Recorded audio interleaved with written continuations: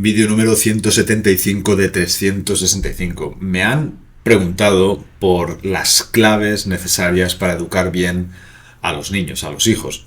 Y como me parece una pregunta muy delicada y lo último que quiero hacer yo es decirle a alguien cómo tiene que educar a sus hijos, pues me lo voy a tomar de una forma personal, ¿no? Esto es muy peliculero. Pero bueno, me voy a explicar. Yo voy a explicar cuáles son mis claves para educar a mis hijos. Las 5 claves más un bonus que os daré al final, con las que yo educo a mis hijos. Las 5 claves para la educación de mis hijos. Y si pueden servir de inspiración y si pueden servir para a los que sois padres o madres, pues darle una vuelta a todo esto y reflexionar sobre ello y analizar si se puede mejorar algo o si simplemente vais por el buen camino y queréis reforzarlo y darle una vuelta de tuerca final y acabar de cerrar ese círculo que hará de vosotros pues quizá mejores padres o que hará, mejor dicho, que estéis más tranquilos con lo que estáis haciendo, ¿eh? Es que muchas veces los padres, sobre todo cuando son primerizos, pues como yo también fui obviamente primerizo con Cristian, pues nos entra la duda de decir lo estoy haciendo bien o no. Y me he preparado aquí pues lo que serían las claves. La primera de todas es educarlos desde el amor, o sea, amarlos muchísimo. Y aquí pues yo sí que pienso que todos los padres, salvo algunas desgraciadísimas y terribles excepciones, pues todos los padres aman a sus hijos. Ahora la cuestión es, ¿les llega ese amor?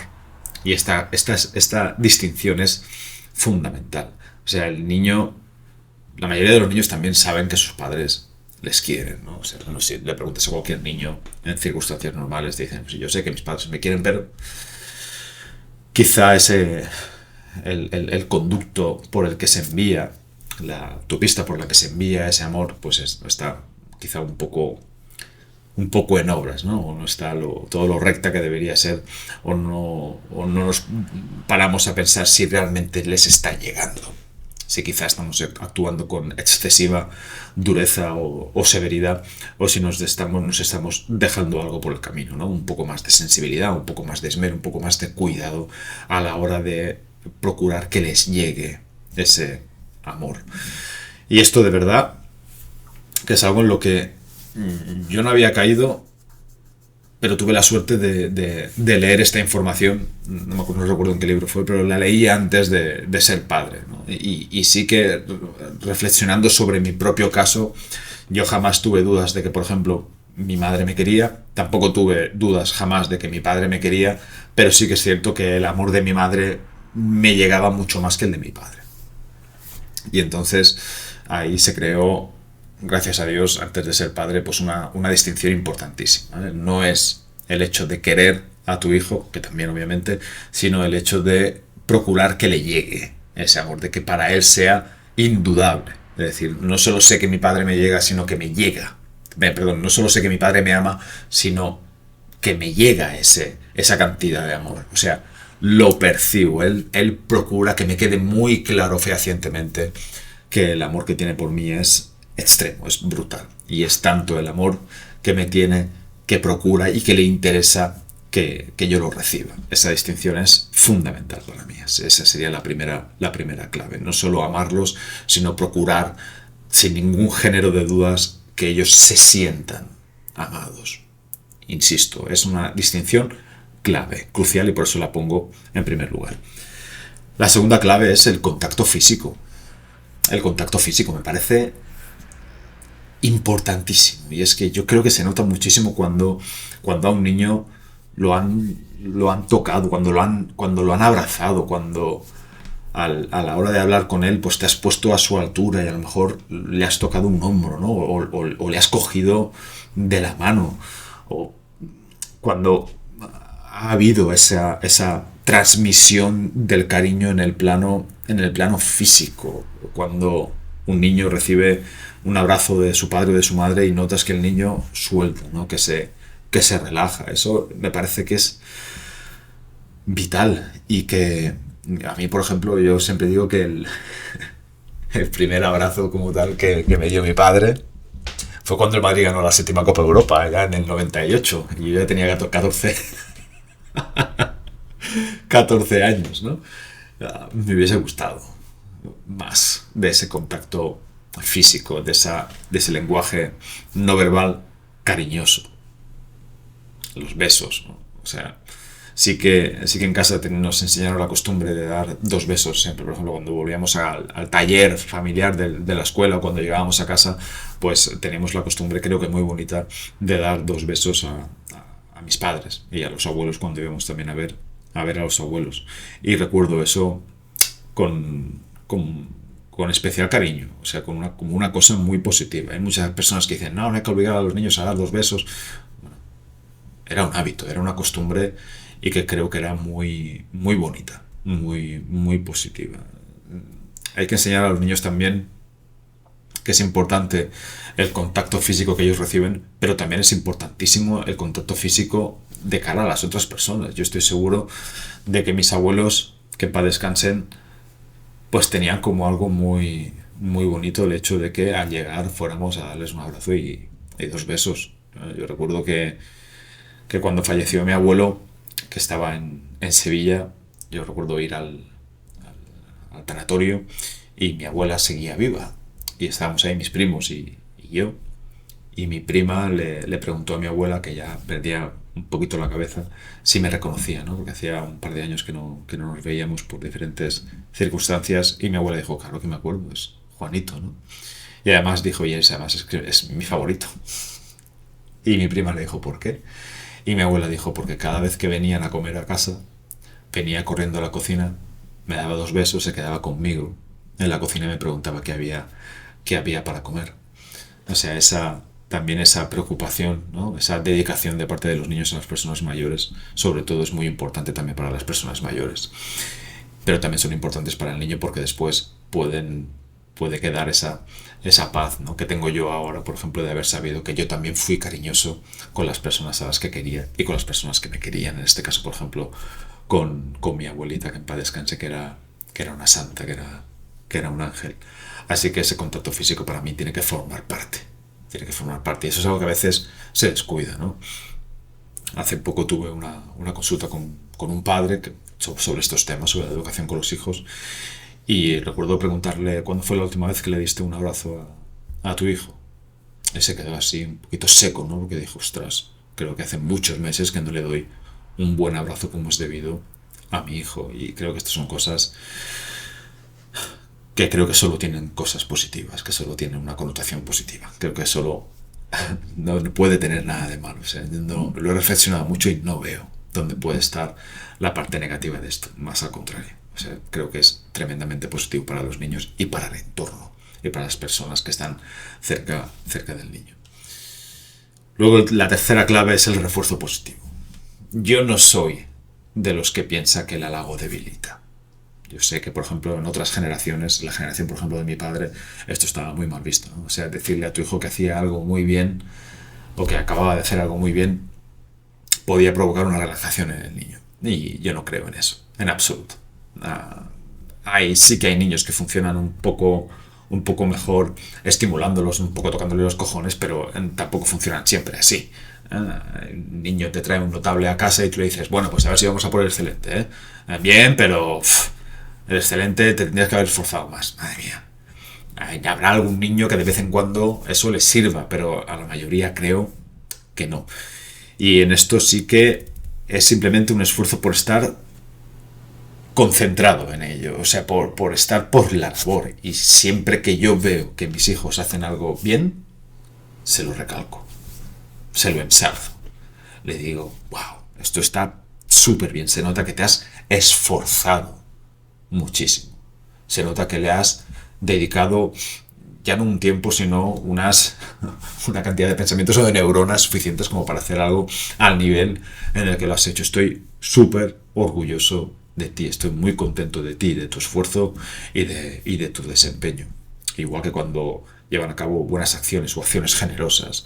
Cuando, por ejemplo, Cristian se porta muy bien con su hermana, con Cleo, lo cojo, me lo llevo a una parte y le digo, Cristian, estoy súper contento y emocionado con lo que has hecho con tu hermana, por la generosidad con la que has actuado, por la justicia con la que has actuado, por la honestidad con la que has actuado. O cuando, por ejemplo, pues confiesan haber hecho alguna trastada y saben que podrían haber mentido perfectamente, ¿no? Y entonces yo cojo y le digo, mira, Cristian, agradezco, Cleo, agradezco muchísimo que hayas tenido ese ataque de sinceridad, que te hayas arriesgado a poder ser corregida, ¿no? O haber podido ser reprendida o reprendido, y sin embargo has preferido ser sincero y honesto, así que eso me hace sentir muy bien contigo y me hace estar muy orgulloso de ti. O sea, reforzarlos positivamente siempre que hagan algo bien. Eso les hace sentir muy bien y les hace sentir que es el camino, realmente. Me parece que esta clave es también muy importante. Yo recuerdo, por ejemplo, cuando trabajaba en la tapicería con mi padre, yo hacía a lo mejor el 98% de las cosas bien y un 2% que me costaba más o que a lo mejor se me daba peor, y mi padre solo abría la boca para decirme las cosas malas que hacía. Y recuerdo que un día estaba ya hasta los cojones y le dije, joder, solo hablas para decirme lo que hago mal, nunca me dices lo que hago bien. Y mi padre me dijo, que tengo que decirte que cuando tapizas una silla bien tengo que decirte que lo has hecho bien. Y yo me lo quedé mirando y le dije, sí, sí. Y mi padre parecía que le estaba hablando en marciano. Yo sentí que mi padre hasta se sintió mal, pero para bien, ¿no? Dijo así en plan, hostias, a lo mejor sí que lo necesita, ¿no? Y desde entonces alguna que otra vez me daba, como decimos aquí, una editada, man, ¿no? Que es como una cucharilla de miel, de azúcar sería, no sé cómo es la expresión en castellano. Y cuando me la daba, caray, yo la recibía extremadamente bien y me reforzaba muchísimo. Y yo pensaba, joder, pues haberlo hecho más veces, ¿no? Esto se reflejaba también mucho en los entrenadores de fútbol que tuve yo a lo largo de mi vida. Había algunos que cuando metías un gol ni se inmutaban, ¿no? O te decían, pues así lo tienes que hacer siempre, coño, en plan, no seas tan gamba, este es el camino, ¿no? Y luego otros que te hacían sentir muy bien, que te decían, muy bien, hostia, eso era muy difícil y tú lo has hecho muy bien.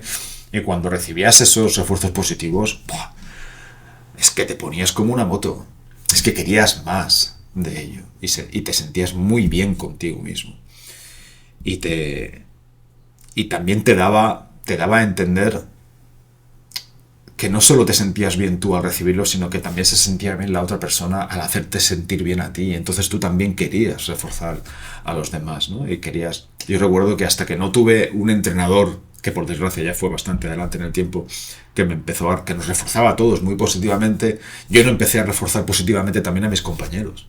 Yo hasta entonces era un auténtico cretino, era un auténtico capullo, que cuando un compañero no me daba bien un pase, le regañaba, ¿no? Le decía, aquí no, ahí me la tienes que echar.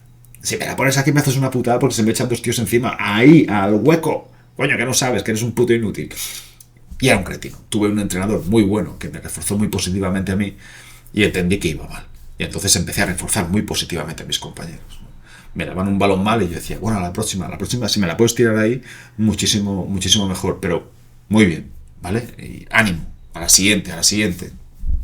Y eso creaba un entorno fantástico en el que poder desarrollarse.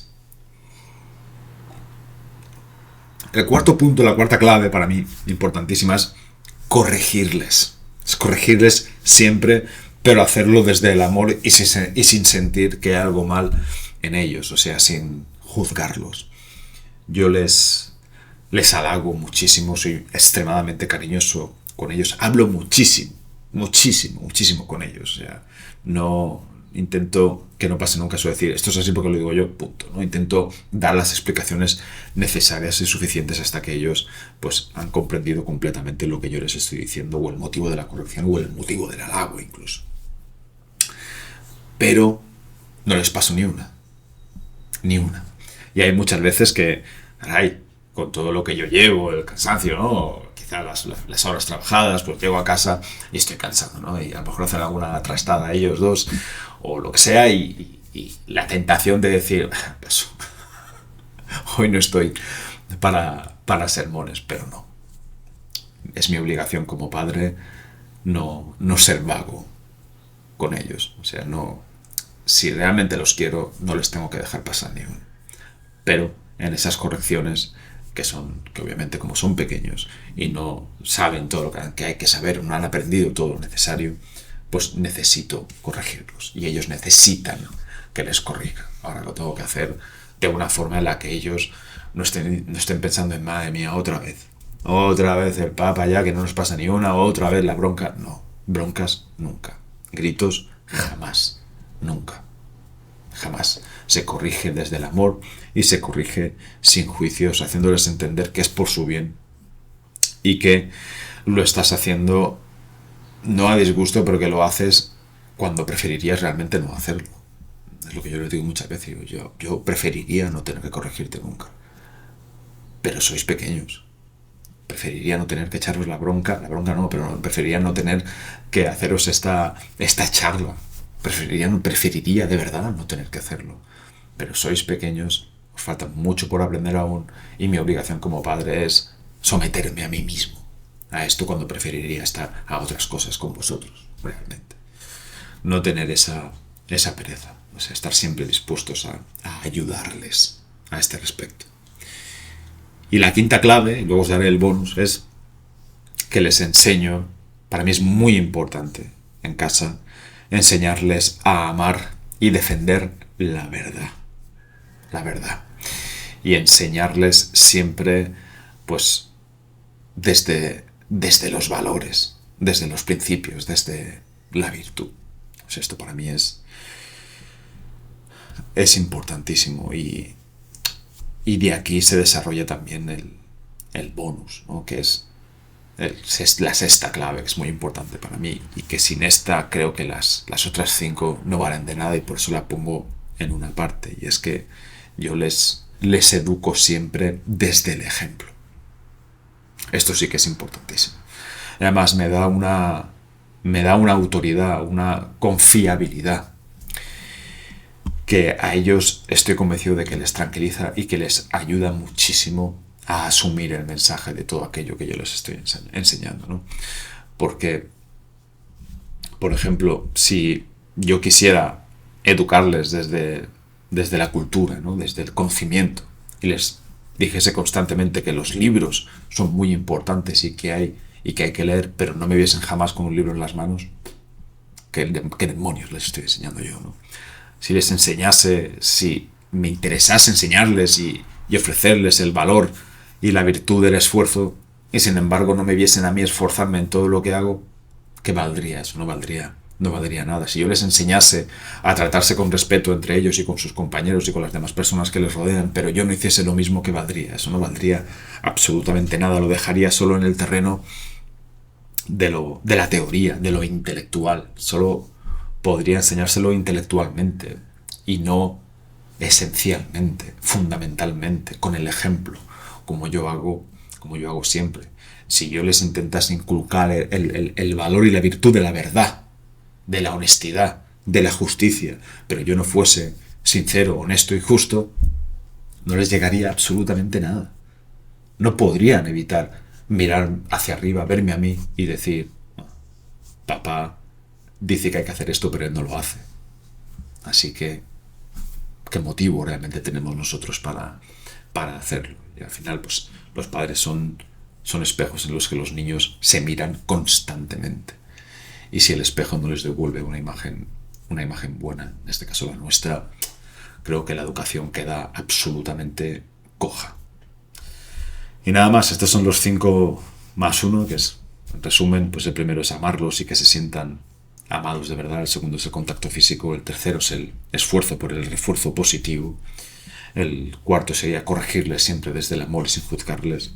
El quinto sería enseñarles a amar y defender la verdad, los valores, los principios y la virtud. Y el sexto, que es casi el más importante, es educarlos con el ejemplo. Nada más, espero que os haya servido y nos vemos mañana, seguro. Paz.